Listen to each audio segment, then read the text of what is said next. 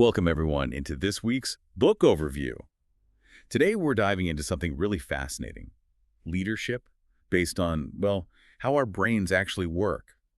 We're looking at David Rock's Quiet Leadership, 6 steps to transforming performance. If you feel like you're always the one needing to have all the answers at work, this might just change things for you. Definitely. The whole point of this framework, this quiet leadership approach, is it's about coaching differently. It's based on neuroleadership, a term David Rock really pioneered. Instead of just telling people what to do, which, let's be honest, often doesn't stick, this method focuses on helping people change how they think. Right, so it's less about ticking boxes and more about rewiring, almost, using neuroscience to help people find their own solutions. Exactly. And that's why it tends to lead to more lasting change. People are invested in their own ideas. So we're going to walk through the 6 steps Rock lays out. They're designed to guide conversations towards those aha moments, right? Mhm. Those insights that really transform performance. Precisely. And it starts with a pretty fundamental shift in the leader's role. Okay, let's get into that. What's the core idea here? The big shift is you stop being the director who has all the answers. Your job becomes creating the right mental space, the right neurological environment for the other person to think effectively. So you're not providing the solutions, No, you're facilitating their process of finding solutions. It's about asking questions, listening deeply, helping them connect the dots themselves. which is so different from traditional management where, you bring a problem, you get an answer telling you what to do. Right. And that traditional way might seem faster sometimes. Yeah, you'd think just giving the answer is quicker. It can be in the Yeah. moment, but the insight, the solution, it doesn't land the same way neurologically. When someone generates their own idea, their brain rewards that. There's an intrinsic value attached, that self-generated solution. That leads to much stronger commitment and genuinely more permanent changes in behavior compared to just following orders. Okay, so the ownership piece is huge. If I figure it out myself, I'm much more likely to follow through. Makes sense. Let's dig into the first steps then. How do you start creating this right environment? Step 1 is focus on the solution, not the problem. Now, my instinct, and probably most people's, is to dive into what went wrong, right? Analyze the failure. Why does Rock say avoid that? It's pure brain science, really. When you start dissecting problems and mistakes, you tend to trigger the brain's threat response. Think fight or flight defensiveness. Okay. And when that system is active, it literally inhibits complex creative thinking. Your brain sort of narrows its focus to the perceived danger of the problem. So analyzing the mistake actually makes it harder to find a good solution. In many cases, yes. By immediately shifting the focus, asking something like, okay, that happened, what do we want instead? Or what would the ideal outcome look like? You bypass that threat response. You engage the prefrontal cortex, the part of the brain needed for planning, creativity, and problem solving. You're moving from defense to construction. Wow. Okay, that's a simple switch with a big impact.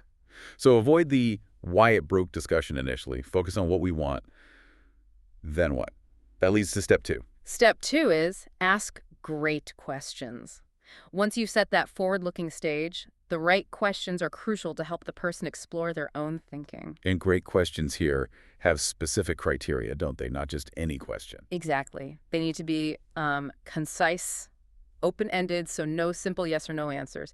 And really importantly, non-judgmental. Meaning no hidden criticism or leading the witness towards the answer you think is right. Precisely. The moment they sense judgment, you risk triggering that threat response again. A great question opens up thinking. It doesn't shut it down. Can you give an example? Let's say someone missed a deadline. What's a typical, maybe not so great question versus a quiet leadership question? A less effective, more traditional question might be, why did you miss the deadline? Or what went wrong this time? It's backward-looking, implies fault. Right. Defensive shield up immediately. Yeah. A great question might be something like, what needs to happen for you to be comfortably ahead of the next deadline? Or what's one thing you could do differently in your planning process? So it's future-focused, solution-oriented, and puts the ball in their court to think it through. Exactly. It stimulates their brain to search for connections and possibilities rather than forcing them to justify the past. Okay, so we've shifted focus, asked good open questions. Now comes a part that sounds hard. Step 3, listen for potential. This isn't just waiting to talk, is it? Not at all. This No. is deep, active listening. You're listening beyond the words. You're trying to pick up on their underlying assumptions, their mental models, maybe beliefs they hold about the situation or themselves. Like what they already believe is possible or impossible. Yes, and also what resources or strengths they might already have, even if they aren't seeing them clearly. You're listening for the building blocks they already possess. The goal is to help them leverage their own potential. So you're tuning into their internal map, looking for strengths, not just problems. That feels respectful, actually. And that leads into the big moment, step 4. Facilitate insight. The aha. That's the goal. This is where the breakthrough happens neurologically. That moment of insight, when the solution suddenly clicks for them, it creates new connections in the brain, strong ones. Like a light bulb literally going on. It kind of is neurochemically. There's often a little burst of dopamine, a reward signal. And because the insight came from within them, the commitment to it is incredibly strong and, crucially, durable. It forms a new, lasting neural pathway. Okay, so the insight is the powerful self-generated core. But an idea alone doesn't change things. How do we make sure it translates into action?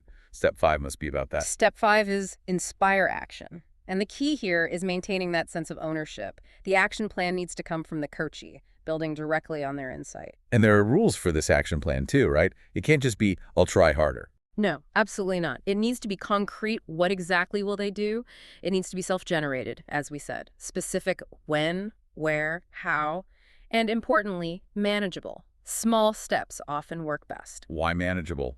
Why not shoot for the moon if they've had a big insight? Because a small, achievable first step provides immediate positive reinforcement.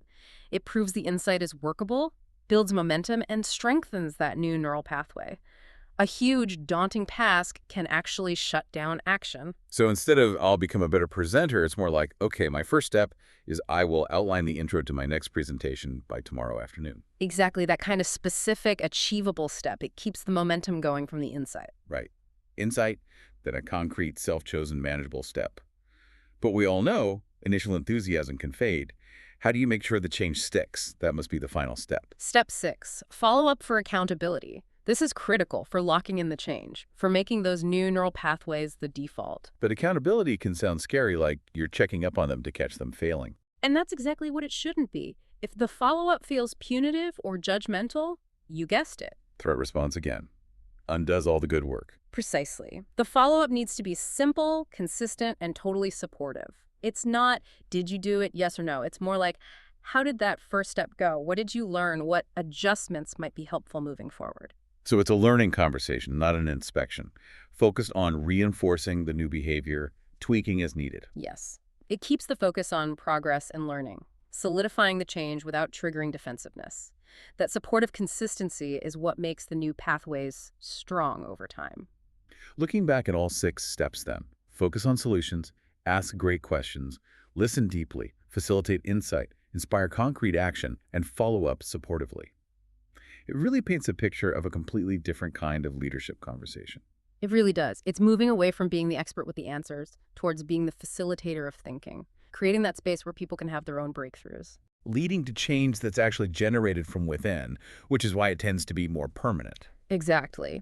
And it all comes back to understanding a little bit about the brain, like how focusing on problems can actually hinder thinking. Which brings us to a great takeaway question, perhaps. Yeah, I think a good question for everyone listening is, if we know that dwelling on past problems can sometimes trigger that threat response and inhibit thinking, what's one small change you could make, maybe even today, in your conversations? How could you consciously shift things just slightly more towards discussing the desired future, the solution, instead of automatically dissecting the past problem, whether it's at work or even at home? That's a powerful thought to end on. Shifting the focus, even slightly, can change the whole dynamic. Thank you. That was a really insightful walkthrough of David Rock's framework. And for everyone listening, if you found this valuable, please do subscribe wherever you get your podcasts or learning content. Subscribe, Focus, Me for more learning. Thank you.